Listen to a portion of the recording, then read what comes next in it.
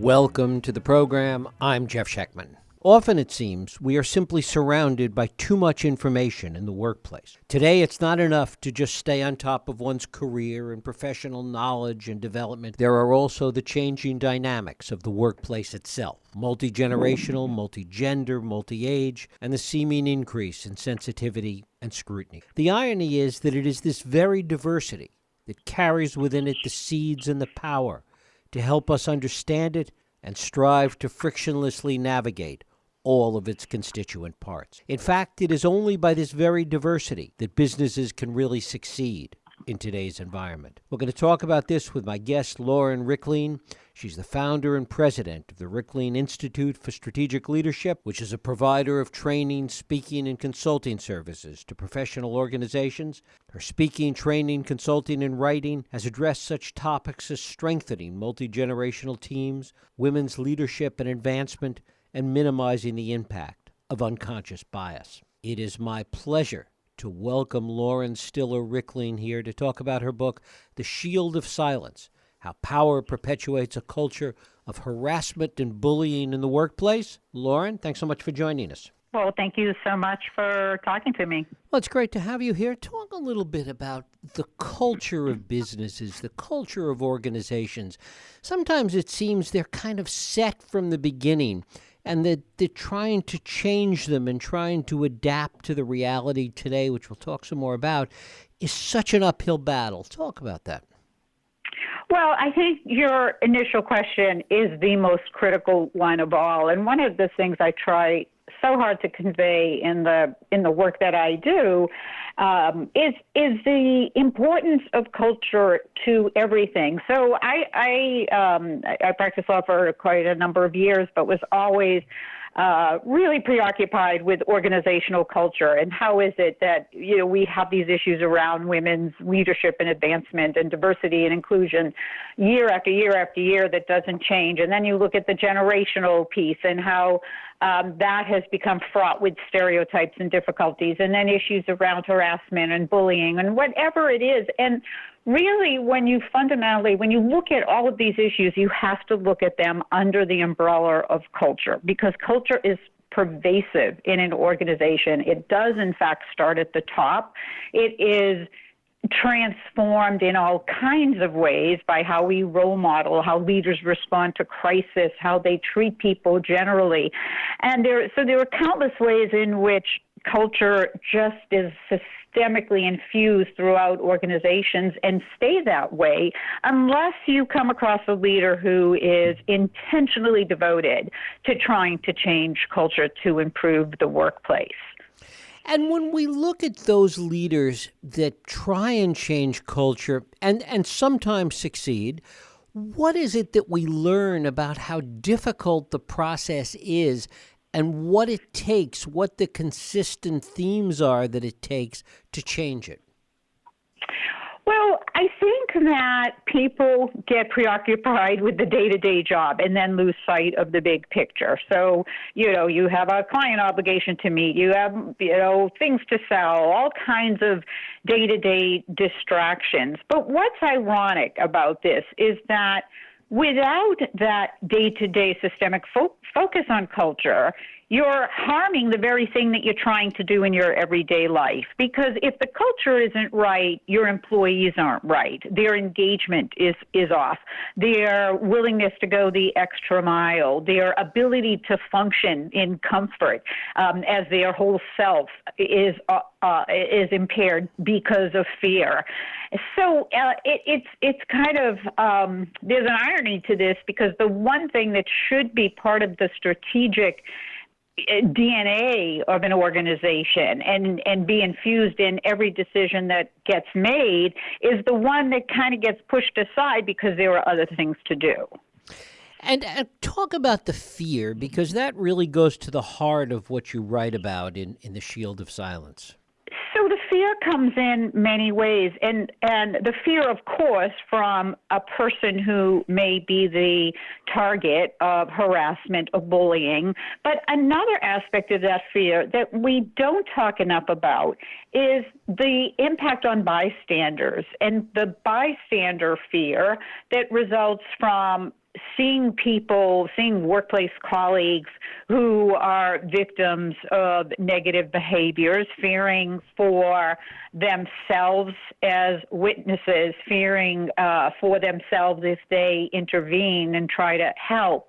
And fearing for the person who, of course, who is the actual victim. But the fear is basically, if I stand up in this moment, if I try to stick up for another person or defend myself in some way, will I be fired? Will I be demoted? Will my office be moved to the boondocks of the organization and I lose all my previous authority or opportunities?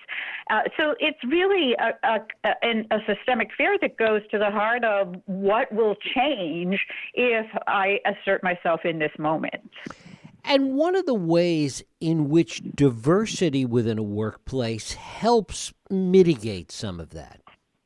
Well, so what diversity does is it brings a number of voices to the table. It's hard to dominate when there are a lot of people at the table who don't look like you and who are able to challenge and speak up and participate in the conversation and share their different perspectives. I mean, one of the things that I talk about when I do training on unconscious bias is how important it is that people recognize that we all do better when we are able to be exposed to people who are different than we are, because we will learn more. We will learn from other people's experiences.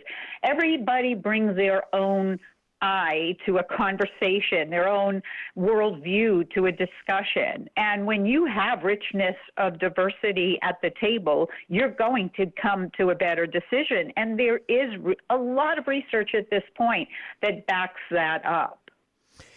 Talk a little bit about bullying and harassment in the workplace and what's different about it today. I mean, clearly these are things that have been going on in the workplace for a long time.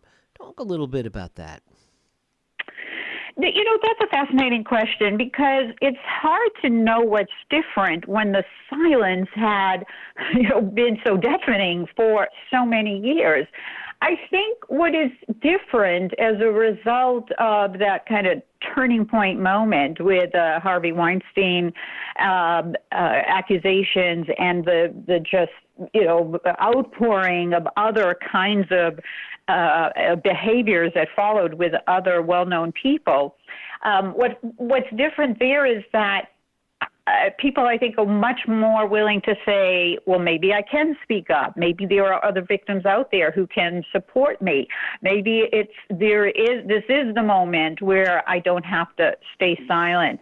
But beyond that, there had been such a culture of silence that it's hard to know what's different. And the scary part is someone was telling me the story today about a conversation she had with a very prominent woman in her profession who actually said to her, this is a younger woman who said, and the more prominent woman said, women today just have to suck it up. And then she proceeded to tell how she had told a rape victim that she ought not to pursue charges because of what it would do to her career. So, and this is, we're in 2019 and these conversations are still taking place. That was terrifying to hear that. So we have to, I guess we have to be grateful that there's much more of a public conversation, you and I having this conversation, but there's a lot to be worried about in terms of who is still terrified of being able to use their voice in defense of bad behavior. Talk about that fear, that terror of speaking up, given that there is so much public conversation about all of this today.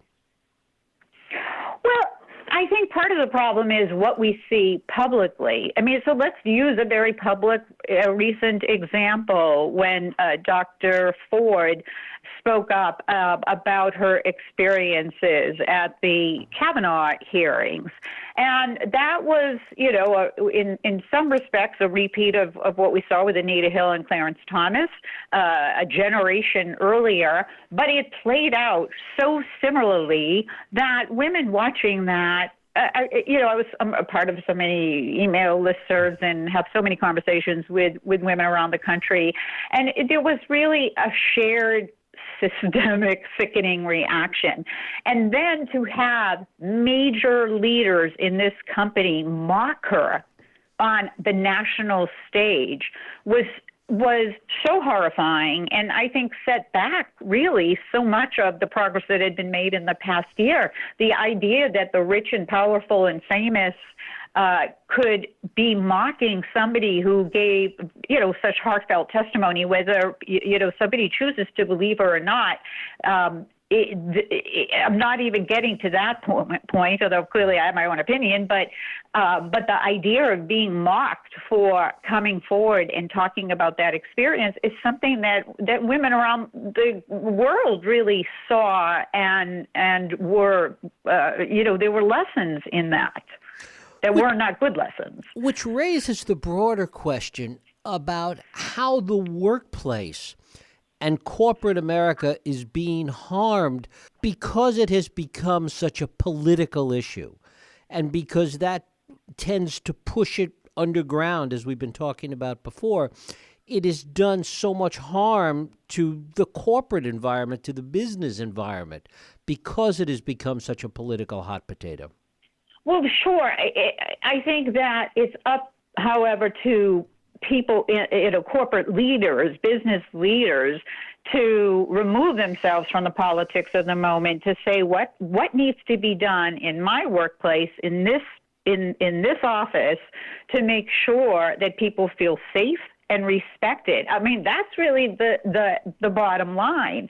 So we can easily take this, the politics infuse the cultural reaction because it breeds additional fear, and it breeds people being responding in a way that that's more negative than helpful.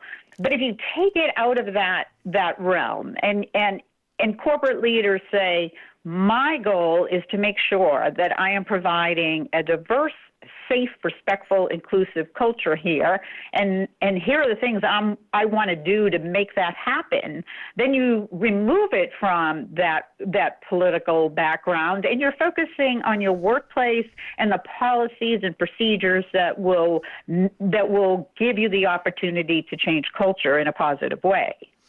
Because the culture to start with in all of these companies is always different, does the solution always have to be customized?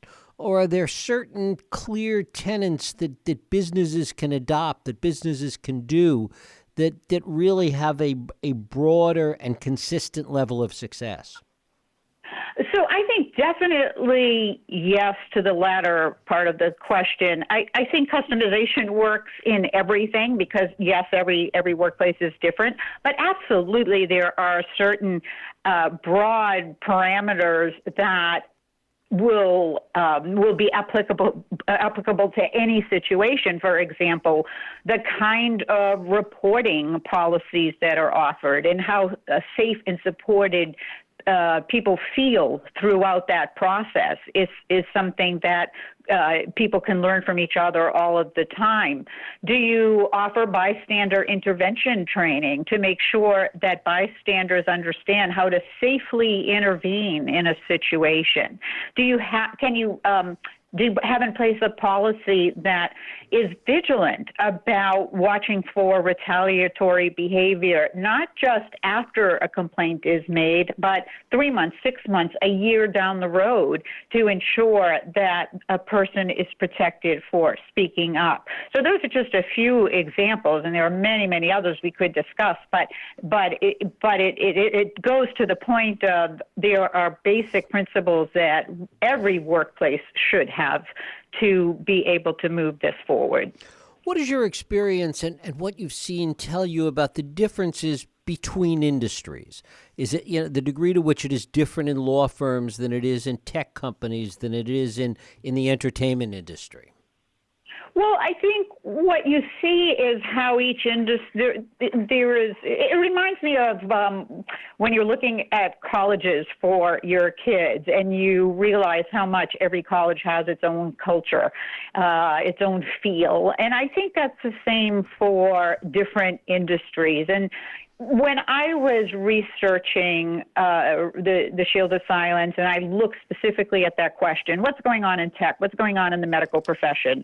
I had just completed, I was hired by the Women's Bar Association of Massachusetts to work with them on a survey on what's going on in law offices in particular. And what I found is that the negative behavior exists everywhere, and it's affected by the culture of how that behavior plays out, what kind of arrogance is involved, how people respond. But the underlying harassment, bullying, bad jokes, xenophobic, all other kinds of negative remarks exist. But there is a tone that might be different industry to industry. To what extent is all of this impacted by the degree to which standards change over time, and that when people come forward 10 years later, 15 years later, that certainly there's no less validity to their claim, but standards have changed over time, and the way the public and even companies view it have changed? Talk about that disconnect and how that circle gets squared. That's another really important question. Everybody has to understand that because somebody finally feels safe enough to report something or speak up about an incident or an event, that doesn't make it less valid. If the circumstances were such that 15 years ago you wouldn't dare for your life speak up and report something, but now you feel safe enough to do it, that should not invalidate or otherwise discount the validity of the claim. It should still be investigated and followed up in the same way as a fresh complaint, because yes, the standards are evolving, and 15 years ago, more often than not, people felt they just had to suck it up and not be able to take any measures. Today, it's a much more robust conversation, and I don't think that people should have to be in a position to push away very bad things that might have happened to them at a time when they simply had no way to be able to follow up. I mean, I guess the broader question is there a statute of limitations on bad behavior? Well, I think it's probably up to courts certainly to legislatures in thinking that through. And I also would say it depends on the nature of the bad behavior. I mean, we have seen changing norms and changing statutory requirements around certain types of offenses on minor children with respect to sexual assaults. And other times we've seen changes in statutes of limitation. So I think it is an important conversation to have. I do think it is fair to have a shifting statute of limitation for people who were impacted severely by something that happened years ago. I mean, and when we have this conversation, we're not talking about, so-and-so made fun of me and made me uncomfortable 15 years ago. But there are, we're talking about those types of assaults or relentless bullying that had tremendous impacts on the lives of people. And I talk to those people all the time. So they're out there in very large numbers. And the other overlay to all of this, which you talk a lot about in the Shield of Silence, is the power dynamic. That this, at the end of the day, is often about power. Talk about that. Well, People have all kinds of ways of asserting their power. Often it's people who are very insecure, may or may not want to recognize that or deal with that level of insecurity. So instead they exert whatever level of authority they think they have. So we often see people who become victims of somebody in a high-level position. But it's also important to note I certainly came across many examples of this in the research, that power can be exerted by people who are relatively lower down, and I mean that on the scale of positions and titles, but maybe in a position to exert authority in some way or in other ways exert themselves over other people with a very negative impact. So power is a very elusive concept in that there's not one definition in the workplace, and it's not one title or one particular level of personnel that is more susceptible to negatively using their power to harm others. That power dynamic can be as at any level of employment. It often, for example, can play out against people of lower socioeconomic backgrounds by people who may be similar to them economically, but different from them in terms of majority-minority culture. So it plays out at all levels in the workplace. And we have to be careful not to just zone in on, is it the CEO? Lauren Rikleen. Her book is The Shield of Silence, How Power Perpetuates a Culture of Harassment and Bullying in the Workplace. Lauren, I thank you so much for spending time with us. Oh, thank you very much. I enjoyed our conversation. Thank you.